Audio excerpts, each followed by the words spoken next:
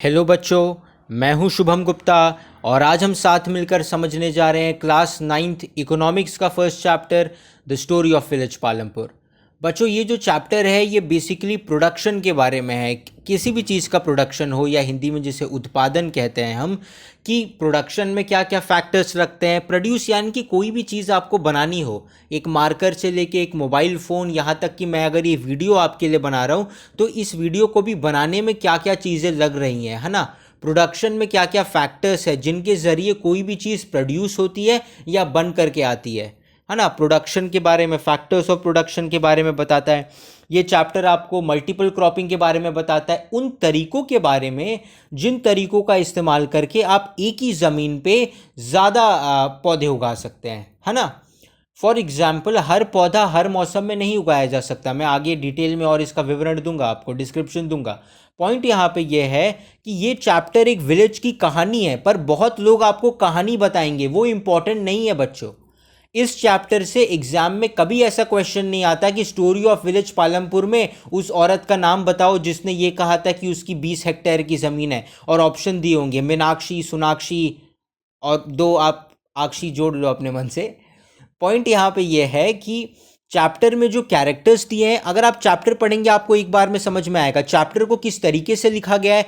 कि एक विलेज की कहानी है, 3-4 लोग दिए गए हैं, वो लोग एक दूसरे में कैसे कन्वर्स कर रहे हैं, बातचीत कर रहे हैं, कॉन्वर्जेशन कर रहे हैं, और उसके आधार पे ये चैप्टर आपको समझाना चाह रहा है कि क्यों ये ज़रूरी है कि इकोनॉमिक्स पढ़ने से पहले, ये फर्स्ट चैप्टर ही आपको दिया है कि बच्चों को ये पता हो कि प्रोडक्शन क्या है, क्यों ये प्रोडक्शन क्या है पता होना चाहिए। प्रोडक्शन यानी कि क्या भाई, मतलब कुछ बन रहा है, वो प्रोड्यूस हो रहा है। What do you mean by that? हाँ, प्रोडक्शन यानी कि क्या, मतलब कुछ बन ही रहा है। ये तो सिर्फ ऊपर ऊपर की बातें हैं ना।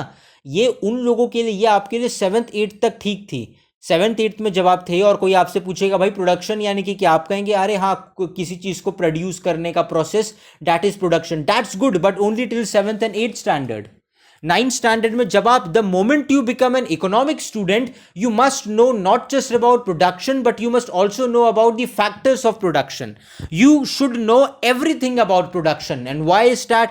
द मोमेंट आप 9th में आते हैं आपको उत्पादन के बारे में सब कुछ पता होना चाहिए। और ऐसा क्यों है? क्योंकि 9th में जब आपको सोशल साइंस में एक नया सब्जेक्ट ऐड होता है, इकोनॉमिक्स। सो इकोनॉमिक्स में आपको भाषण नहीं दूंगा, सबको पता है 9th में नया सब्जेक्ट इकोनॉमिक्स है। पर economics is the study associated with production and consumption. यानी कि किसी चीज को प्रोड्यूस करना, एक बार फिर से मेरे साथ रहिए, किसी चीज को प्रोड्यूस करना और उस चीज को कंज्यूम करना, इन दोनों चीज़ों से रिलेटेड कोई भी रिसर्च हो, आप कह सकते हैं कि उसमें कुछ ना कुछ इकोनॉमिक्स तो है। एक बहुत ही सिली एग्जांपल देता हूं आपको कि फॉर एग्जांपल आपके घर में एक दिन में कितना खाना बनता है। आपकी मॉम जो है वो कितना खाना बनाती है ना। वो कितना खाना बना पाती हैं, और कितना खाना बनता है, कितना खाना आप लोग एज अ फैमिली खा पाते हैं। तो कितना प्रोड्यूस हुआ, कितना खाना आपकी मम्मी ने बनाया, कितना आप सब ने एज अ फैमिली कंज्यूम किया। ये भी लोग सोचेंगे इसमें क्या इकोनॉमिक्स है? इसमें भी इकोनॉमिक्स है, क्योंकि खाना जो यहाँ बन रहा है वो प्रोड्यूस भी हो रहा है, कंज्यूम भी हो रहा है। So economics in a layman's language is the study associated with production and consumption. ठीक है, तो ये इकोनॉमिक्स है। तो फर्स्ट चैप्टर इसी बारे में है। तो चलिए फर्स्ट चैप्टर आगे समझते हैं। तो बच्चों, ये जो चैप्टर है बेसिकली, ये आपको पालमपुर नाम के एक विलेज की कहानी सुनाता है जहाँ पे करीब 450 फैमिलीज रहती हैं, 450 फैमिलीज रहती हैं। एनीवेज, पॉइंट यहाँ पे ये है कि आप, ये जो चैप्टर है बेसिकली ये विलेज के बारे में, आप विलेज लाइफ को देख सकते हैं यहाँ पे, है ना।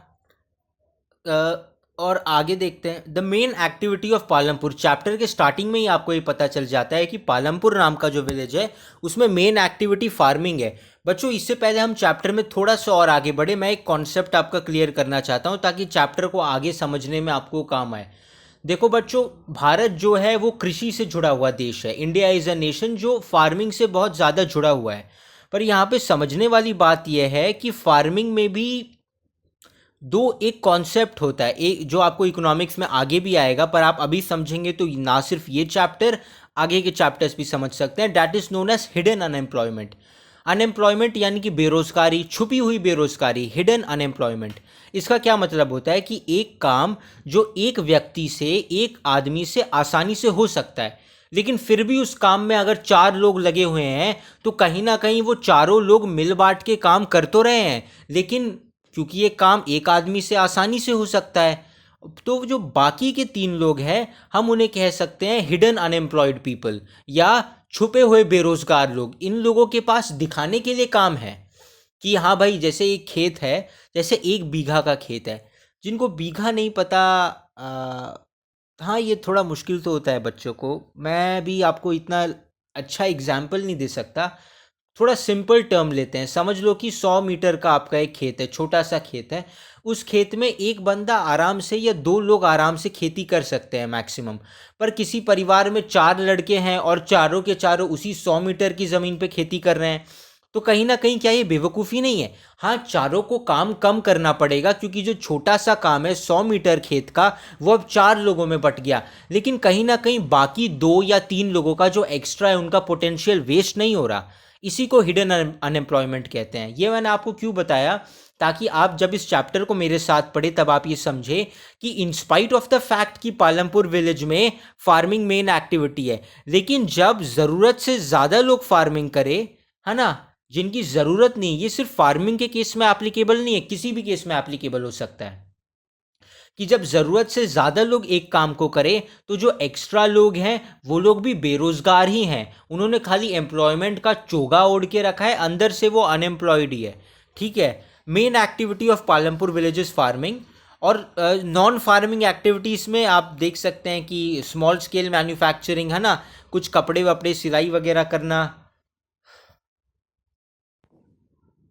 ट्रांसपोर्ट वगैरह चलाना, शॉपकीपिंग करना, ये स्मॉल स्केल मैन्युफैक्चरिंग है, सॉरी नॉन फार्मिंग एक्टिविटीज़ है।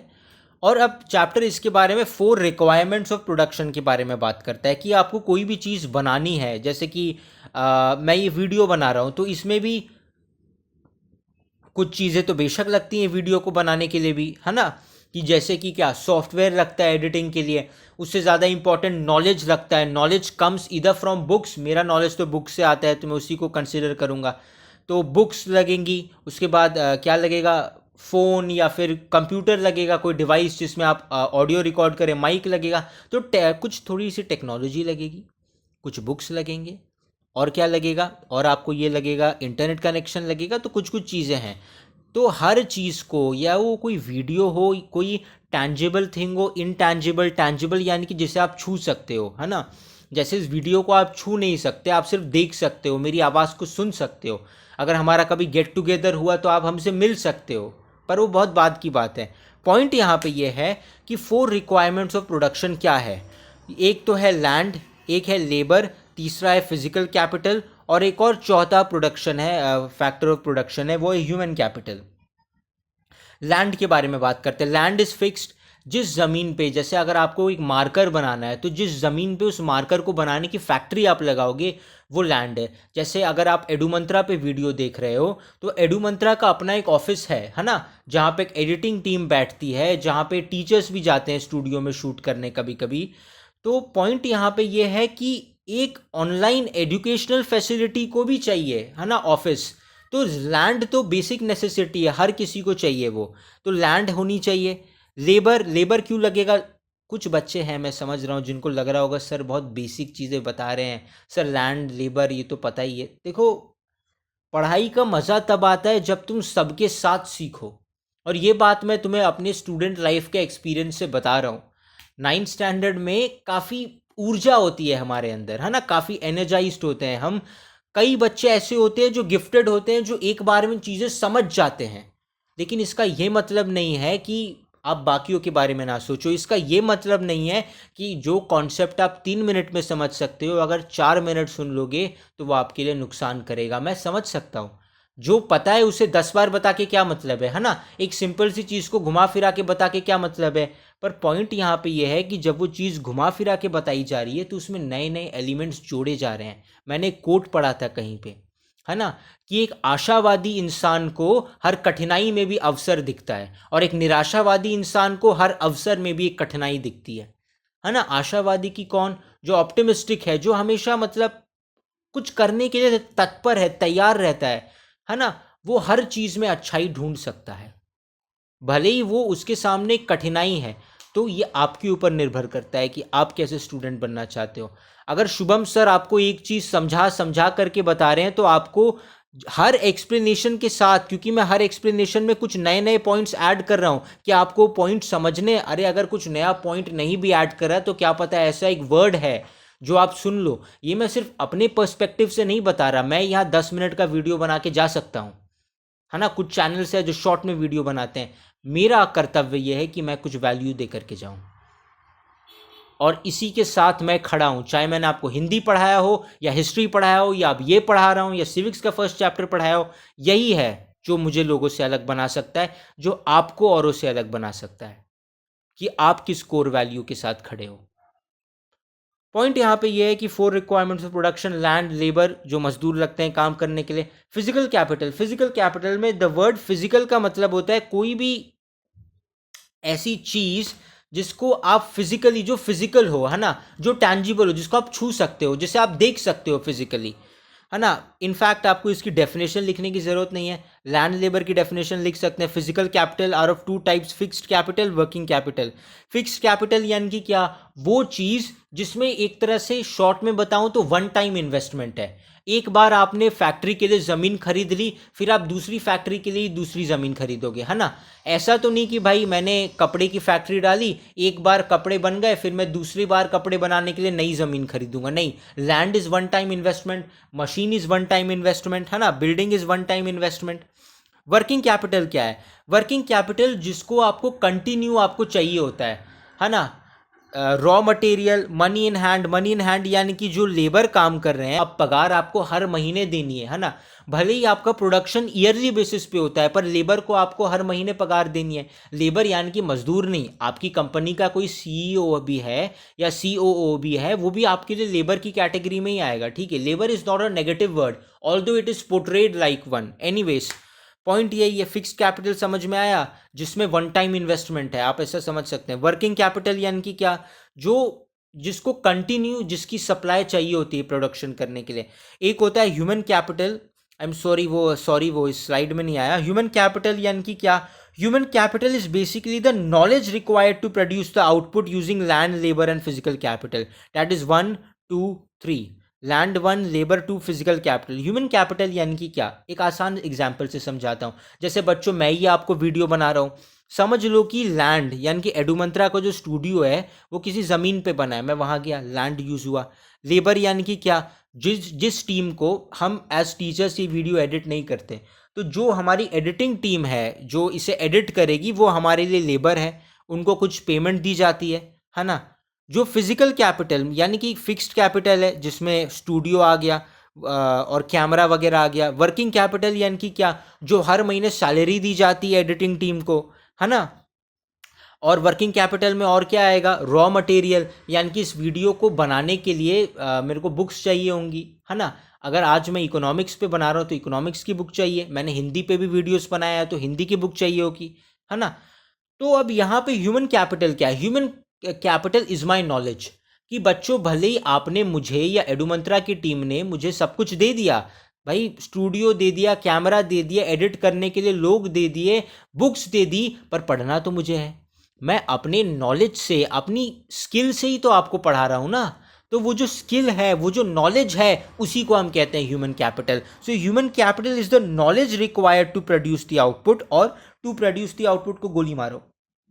Human capital is the knowledge, बस वो नॉलेज है जिसका इस्तेमाल करके, सॉरी, नॉलेज रिक्वायर्ड है, जो नॉलेज आपके पास होनी चाहिए, जिसका इस्तेमाल करके आप इन तीनों का भी मतलब इन तीनों का इफेक्टिव यूज़ करते हैं, लैंड, लेबर, फिजिकल कैपिटल। अगर किसी के पास ये 3 फैक्टर ऑफ प्रोडक्शन है, फिजिकल कैपिटल में फिक्स्ड और वर्किंग कैपिटल भी आता है, किसी के पास ये 3 फैक्टर ऑफ प्रोडक्शन है पर नॉलेज नहीं है यूज़ करने की, तो किसी काम का नहीं है, ठीक है। 4 फैक्टर्स है प्रोडक्शन के लिए, और इन सबको मिलाकर के फैक्टर्स ऑफ प्रोडक्शन है।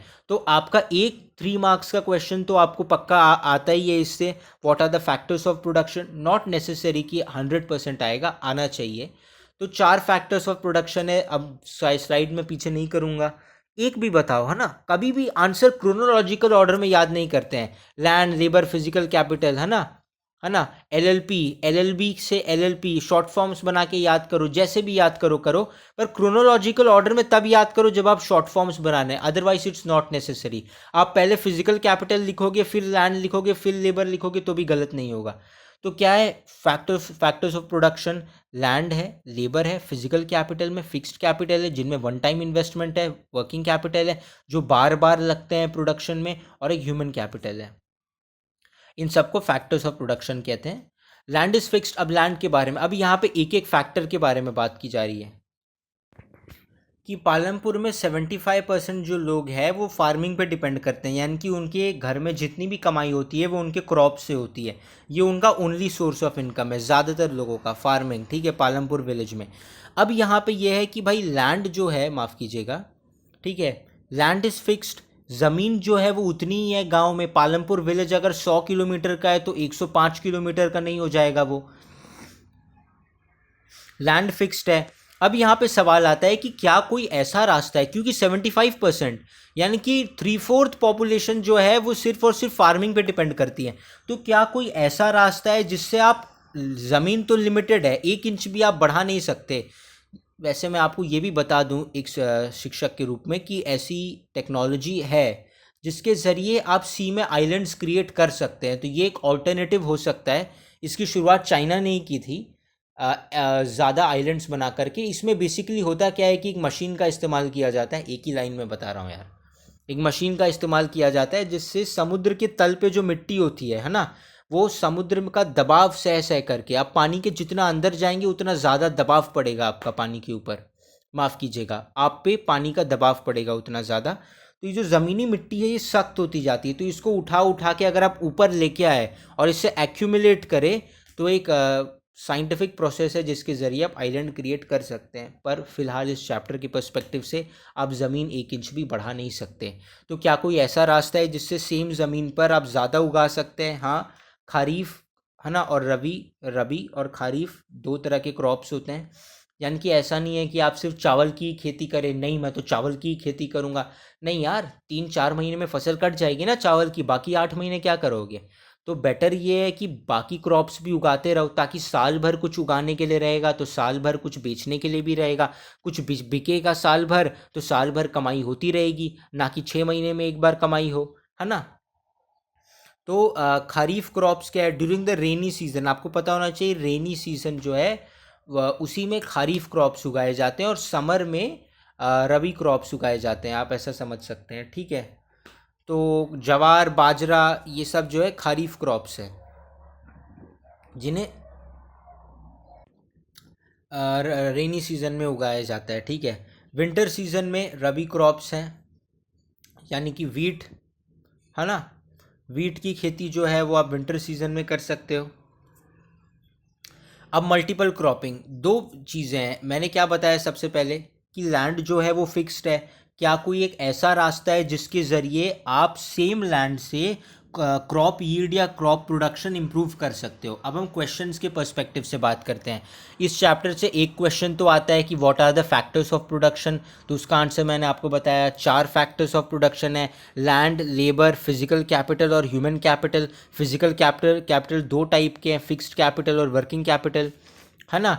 अब यहाँ पे क्या है कि एक और क्वेश्चन आता है कि suggest any ways to increase the crop yield.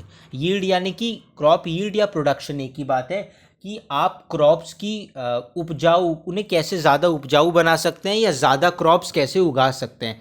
तो इसका एक रास्ता तो होता है कि क्रॉप रोटेशन। क्रॉप रोटेशन कैसे होता है कि भाई जब रेनी सीज़न है तो खरीफ क्रॉप्स उगाए, जब विंटर सीज़न है तो रबी क्रॉप्स उगाए, ठीक है। इस तरीके से आप क्रॉप्स को उगा सकते हैं घुमा घुमा के, 30 साल भर आपके पास कुछ उगाने के लिए होगा। और रेनी और विंटर सीजन के बाद जो है अगर बीच में कुछ टाइम बचता है तो बीच में जैसे आपने दाल उगा ली या फिर पल्सेस या फिर शुगर केन। पर याद रखना, अगर गन्ने की खेती एक बार की तो अगले साल उस खेत में कुछ नहीं उगेगा, क्योंकि गन्ना बहुत सारे न्यूट्रिएंट सॉइल से सक कर लेता है। इसलिए आजकल के लोग गन्ने की खेती बहुत कम करते हैं, ठीक है, शायद इसलिए मार्केट में मिलावटी चीनी मिलता है।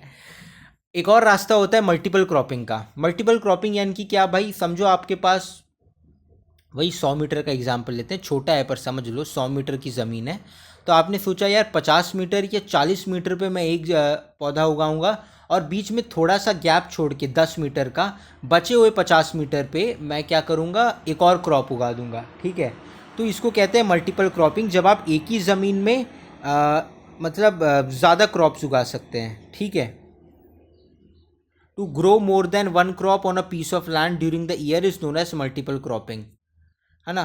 तो मल्टीपल क्रॉपिंग दो रास्ते मैंने आपको बताया। ठीक है, पहला रास्ता क्या है, क्रॉप यील्ड बढ़ाने का या क्रॉप प्रोडक्शन की, 3 ways to increase crop yield या क्रॉप प्रोडक्शन। अगर ये क्वेश्चन आता है तो आप लिखेंगे पहला रास्ता ये है कि भाई हम ये करें, क्या करें,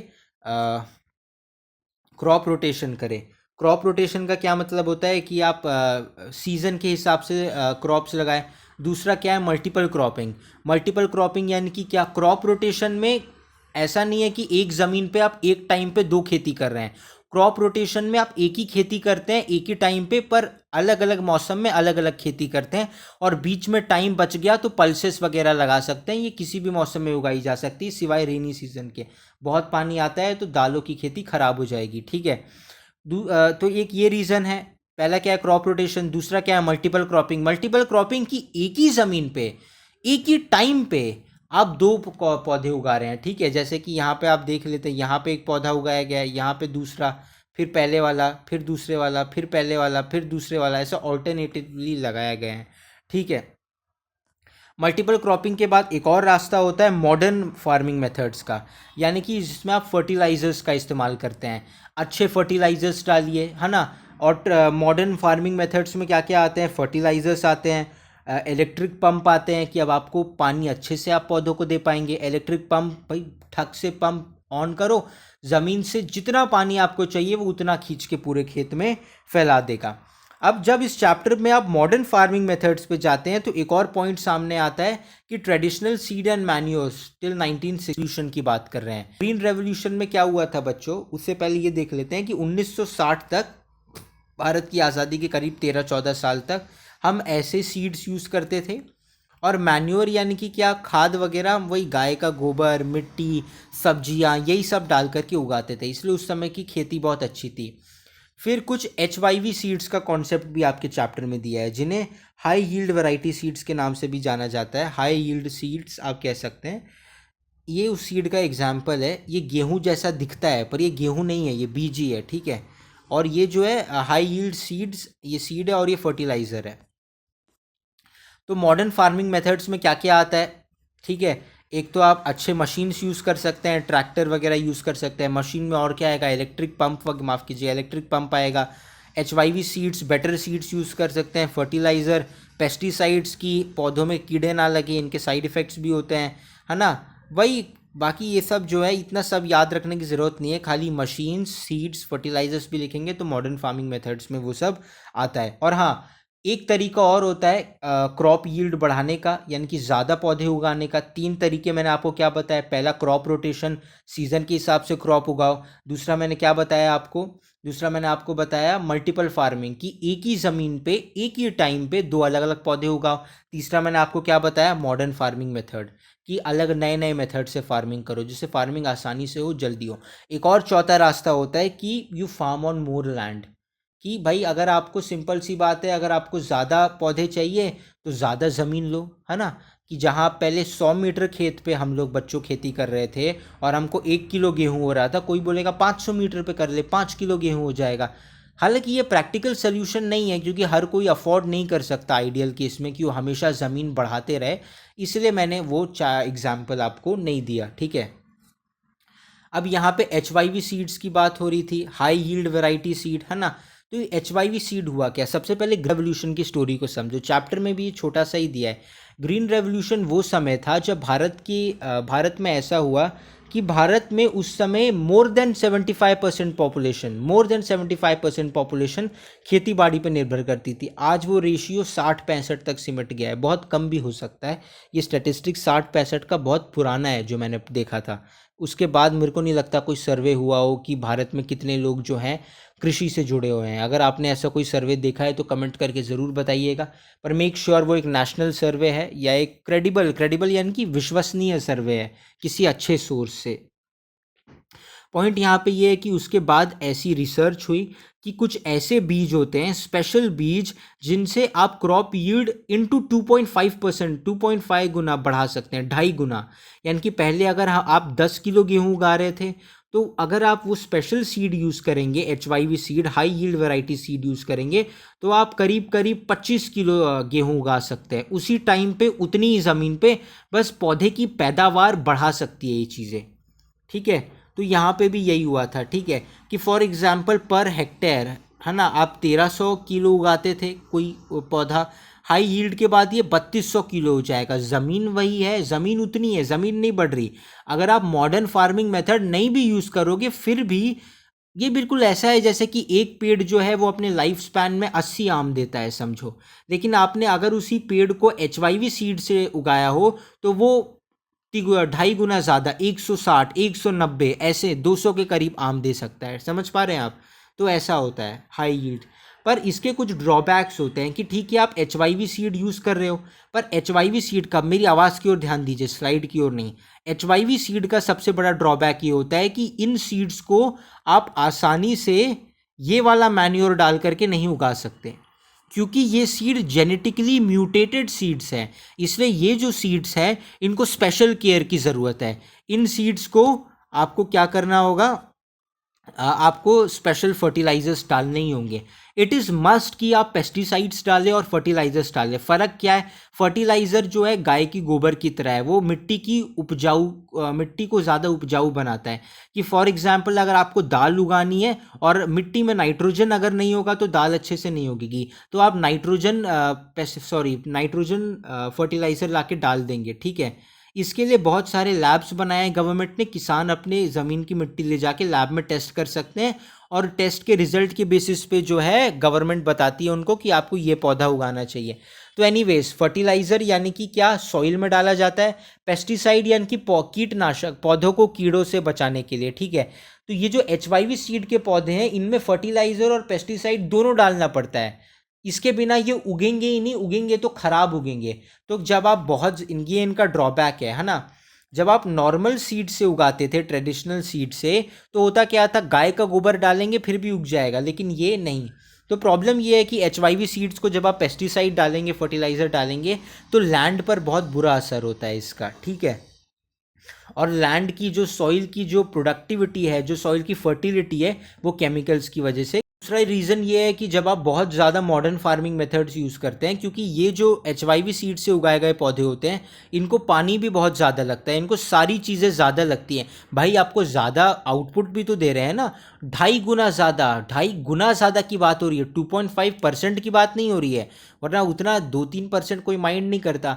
2.5 गुना ज़्यादा ये आपको दे रहे हैं। जैसा मैंने बताया, अगर आपको 80 दे रहा है एक आम का पेड़ 80 आम दे रहा है, तो ये आपको 2.5 गुना ज़्यादा देंगे। यानी कि आपको कितना, अगर आप 80 का दुगना कर दोगे तो होता है 160, है ना, करीब ये आपको 200 आम देंगे। इतना ज़्यादा प्रोडक्शन है इनका, ठीक है। सॉरी, पर इनके लिए पेस्टिसाइड और फर्टिलाइज़र नुकसान करता है, और इसमें बहुत पानी डालना पड़ता है, तो ग्राउंड वाटर लेवल भी रिड्यूस हो जाता है, ठीक है। तो इसलिए HYV सीड्स का ये ड्रॉबैक है, ये आपको पता होना चाहिए। अगर क्वेश्चन आता है what are the drawbacks of high yield variety seeds या HYV सीड्स, तो पहले तो आंसर ये सुन लो, डायरेक्ट ड्रॉबैक मत लिखना। पहले आंसर ये लिख करके स्टार्ट करना कि although HYV seeds are really good from the perspective of production, है ना, because they provide you with 2.5 times more, है ना, उसका आउटपुट उतना ज़्यादा है, 2.5 गुना ज़्यादा आउटपुट है उसका, 2.5 times more output. Although the drawbacks can be कि it requires more fertilisers and pesticides as these crops are prone to get damaged, है ना, वो ज़्यादा जल्दी कीड़ों से या फिर अलग अलग चीज़ों से डैमेज हो सकते हैं। तो उनको, आपको ऐसा नहीं है कि एक बार भाई पेस्टिसाइड छिड़क दिया हो गया, नहीं, किसान का यही तो काम है, वो देखेगा 2 बार 4 बार 6 बार भी ज़रूरत पड़ सकती है।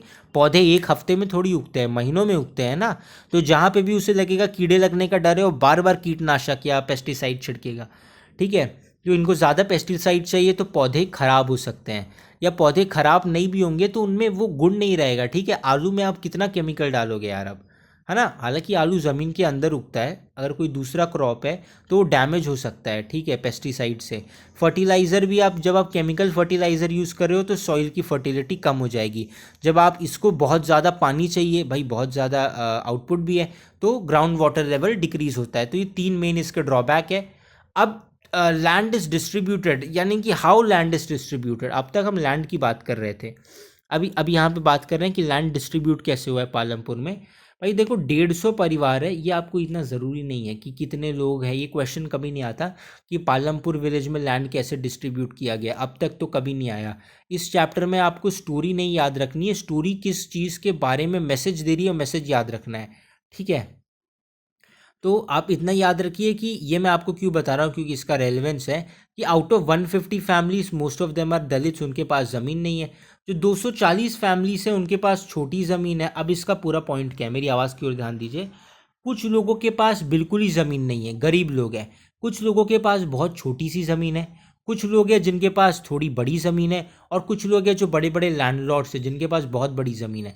So there are 4 kinds of people. First kind of people वो लोग, sorry, there are 4 types of people. First type किसका है, उन लोगों का जिनके पास लैंडलेस है, जो लैंडलेस लेबरर्स है। सेकेंड टाइप किनकी है, सेकेंड टाइप उन लोगों का है जिनके पास बहुत छोटी सी ज़मीन है ना, स्मॉल लैंड है, स्मॉल पीस ऑफ लैंड है। तीसरा मीडियम लैंड, और चौथा ह्यूज लैंड, लैंडलॉर्ड्स आप कह सकते हैं।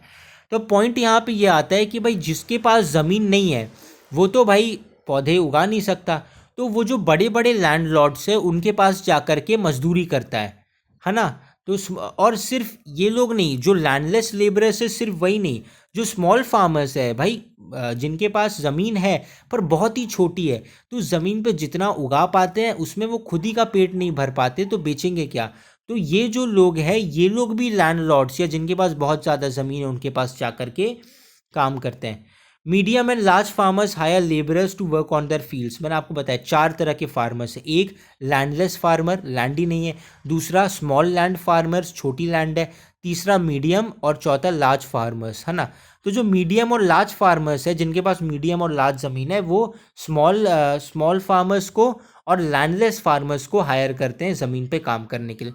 अब बच्चों यहाँ पे एक और कॉन्सेप्ट आपको समझाना है, और उससे पहले मैं आपको ये समझाऊंगा। कॉन्सेप्ट ये है कि कलेक्टिवाइजेशन, कलेक्टिवाइजेशन ऑफ लैंड, ये टर्म अगर आप कभी सुनते हैं, या कलेक्टिव फार्मिंग का टर्म अगर आप कहीं सुनते हैं, तो आपको ये बात पता होनी चाहिए कि ये जो है ये होता क्या है, ठीक है। कलेक्टिव फार्मिंग का ये मतलब होता है, अभी आप 9th में हैं तो आपको रशियन रेवोल्यूशन का चैप्टर है हिस्ट्री में, कंपलसरी है। एक टाइम ऐसा था जब चॉइस आती थी। पॉइंट यहाँ पे है, रशियन रेवोल्यूशन जब आप पढ़ेंगे तो आप ये भी पढ़ेंगे कि जोसेफ स्टालिन जो है उसका एक सबसे बड़ा ड्रॉबैक ये था कि कम्युनिज्म में, जब रशिया में कम्युनिज्म था, तो उसका एक सबसे बड़ा ड्रॉबैक ये था कि उसने भी कलेक्टिव फार्मिंग कंपलसरी कर दी थी।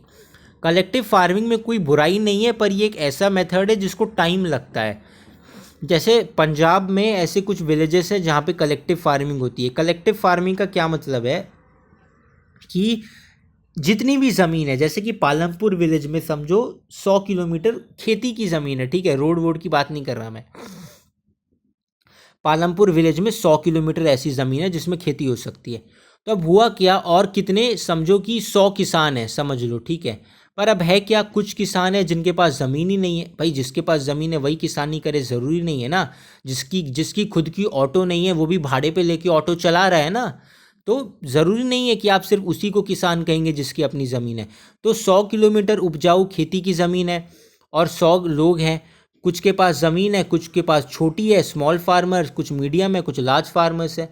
तो अब होगा क्या कि एक एंटरप्राइज होगा, एक ऑर्गेनाइजेशन बनाई जाएगी इन्हीं लोगों के ज़रिए, और वो जो ऑर्गेनाइजेशन है वो 100 किलोमीटर लैंड इक्वली इन 100 लोगों में डिस्ट्रीब्यूट कर देगी, कि हर किसी के हिस्से में 1-1 किलोमीटर ज़मीन जाएगी। 1 किलोमीटर ज़मीन बहुत होती है, ठीक है, 1 किलोमीटर थोड़ा अच्छा डिस्टेंस है। तो अब इन सभी 100 फार्मर्स की जिम्मेदारी होगी कि तुम्हारे हिस्से में जो 1 किलोमीटर ज़मीन आई है तुम उसमें खेती करो, और उसमें जब तुम खेती करोगे तो जो तुम्हारा जितना भी आउटपुट होगा वो पूरा आउटपुट तुम लेकर के आओगे वापस उस ऑर्गेनाइजेशन के पास। तो ऐसे 100 किसान 100 किलोमीटर ज़मीन में जितना भी कुछ उगाया वो लेके आएंगे, और वो ऑर्गेनाइजेशन या तो कुछ परसेंट अपने पास रखेगी, या अगर लोगों ने ही ऑर्गेनाइजेशन बनाई है तो वो लोग आपस में सब कुछ डिवाइड कर लेंगे। तो इससे क्या होता है कि एक फैमिली के ऊपर बोझ नहीं आता। लेकिन हाँ, इसमें डिस्ट्रीब्यूशन इक्वल नहीं होता है, ये याद रखना, ठीक है। कि ऐसा नहीं होना चाहिए कि भाई उस 100 किलोमीटर इसमें से किसी के पास, किसी की 10 किलोमीटर लैंड है, तो ये तो वो कहेगा ना कि भाई 10 किलोमीटर लैंड में जो होगा वो मेरे को दो, 1 किलोमीटर में जो होगा वो मेरे को मत दो। तो इसमें कुछ पॉलिसीज होती हैं कि भाई जिसकी जितनी ज़्यादा ज़मीन है उसको उतना ज़्यादा कट मिलता है। कलेक्टिव फार्मिंग का ये मतलब नहीं है बच्चों की जितना भी होगा सब मिल बांट के खाएंगे, वो कोऑपरेटिव फार्मिंग है। कलेक्टिव फार्मिंग का ये मतलब होता है कि सब साथ मिलकर के खेती करेंगे। अगर 100 लोग हैं, 100 किलोमीटर ज़मीन है, तो हर कोई 1 किलोमीटर पर खेती करेगा। लेकिन इसका ये मतलब नहीं है कि भाई सब में, जैसे कि 100 किलोमीटर ज़मीन में 100 लोगों ने खेती की और समझो 1 क्विंटल अनाज उगाया, तो 1 क्विंटल इन अनाज 100 लोगों में इक्वली बांट दिया जाएगा। नहीं, नॉट नेसेसरी। कलेक्टिव फार्मिंग वो सिर्फ एफर्ट के बारे में है कि आप फार्मिंग किस तरीके से करते हैं, आउटपुट कितना किसको मिलेगा, इसमें कुछ पॉलिसीज होती हैं कि भाई ऑफ कोर्स जिसकी ज़्यादा ज़मीन है वो तो कहेगा मेरी ज़मीन ज़्यादा है तो मेरे को ज़्यादा मिलना चाहिए, ठीक है। तो कलेक्टिव फार्मिंग की डेफिनेशन अगर आपसे पूछी जाए तो आप इतना ही लिखेंगे कि it is a type of farming where farmers voluntary come under a cooperative union and do the farming together. समझ रहे हैं कि फार्मर किसान अपनी मर्जी से एक यूनियन के अंदर आता है और मिल बांट के किसानी करता है। ये कोऑपरेटिव फार्मिंग, ठीक है। तो ये कोऑपरेटिव फार्मिंग का कॉन्सेप्ट मैंने आपको क्यों समझाया, ताकि मैं आपको ये बताऊं कि पालमपुर विलेज में क्यों का एग्जाम्पल भी दे करके कि क्या होता है कोऑपरेटिव फार्मिंग, सॉरी कोऑपरेटिव नहीं, कलेक्टिव फार्मिंग में। कोऑपरेटिव फार्मिंग ये होती है जब भाई आपने साथ मिलकर खेती की, प्लस खेती का जो आउटपुट आया वो भी आपने इक्वली बांट लिया, वो होती है कोऑपरेटिव फार्मिंग। कलेक्टिव फार्मिंग में ऐसा होता है कि एक ऑर्गेनाइजेशन के अंदर सब किसान आते हैं, सब साथ मिलकर खेती तो करते हैं, पर सब में क्या बराबर बटेगा, वो जितना भी आउटपुट हुआ टोटल, नहीं, वो बराबर नहीं बटता है उसमें, ठीक है। उसमें ऐसा होता है जैसे मैं बोला जिसकी ज़्यादा ज़मीन है। तो पॉइंट यहाँ पे ये है कि पालमपुर विलेज में देखो यार, जितनी भी लैंड है, कुछ के पास बहुत ज़मीन है कि भाई वो चाहे तो भी खेती नहीं कर सकते अपने दम पर उस ज़मीन पे। कुछ के पास मीडियम ज़मीन है, ठीक है, वो कर भी सकते हैं, नहीं भी कर सकते हैं। कुछ लोग जो हैं उनके पास इतनी छोटी ज़मीन है कि अगर वो पूरी खेती कर भी ले फिर भी उस ज़मीन में इतने पौधे नहीं उगते कि वो खुद अपना पेट भर सके, बेचेंगे क्या। और कुछ के पास ज़मीन ही नहीं है। तो किसी के पास या तो बहुत ज़्यादा है, किसी के पास या तो बहुत कम है, और कुछ बदनसीबों के पास ज़मीन है ही नहीं। तो इस प्रॉब्लम को सॉल्व करने के लिए कलेक्टिव फार्मिंग का आइडिया निकाला गया था, ठीक है। अब हम समझते हैं कि कैपिटल कहाँ से आता है फार्मिंग करने के लिए।